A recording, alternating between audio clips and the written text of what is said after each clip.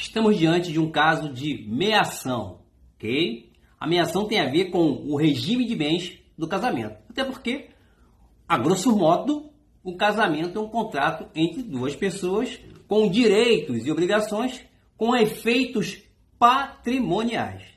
Por exemplo, no regime de comunhão parcial de bens, ou também chamado de regime legal, todo patrimônio adquirido na constância do casamento, união estável ou união homoafetiva, se chegar ao fim, vai haver um divórcio, onde cada um terá 50% dos bens adquiridos ao longo da convivência, assim como também as dívidas, tá? Não é só divisão do patrimônio, não, tá? É patrimônio, se tiver dívida também tem que dividir as dívidas, beleza?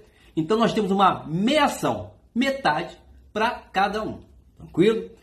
Outro exemplo, regime de comunhão universal de bens. Os bens adquiridos na constância do casamento, união estável, união homoafetiva e os bens particulares que cada um tinha antes da convivência comum se comunicam e será dividido em caso de divórcio.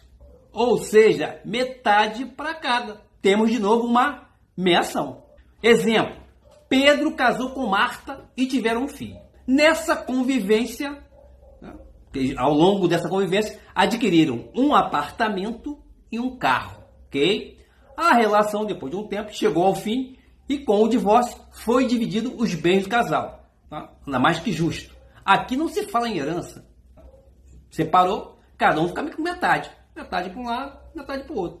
Venderam aí o patrimônio e dividiu para cada um. Ponto. Meação. Não existe herança aqui. Agora veja, o casamento chega ao fim pelo divórcio ou pelo falecimento de um dos cônjuges. Nesse mesmo exemplo, Pedro vem a falecer e é necessário abrir o inventário para a divisão dos bens do casal. Tranquilo? Abre o inventário. No caso, Marta vai ficar com 50% do patrimônio que já era dela, porque ela é meeira dos bens. É igual o exemplo que eu dei lá do divórcio. Tranquilo? Já o filho vai receber a outra metade, os outros 50%.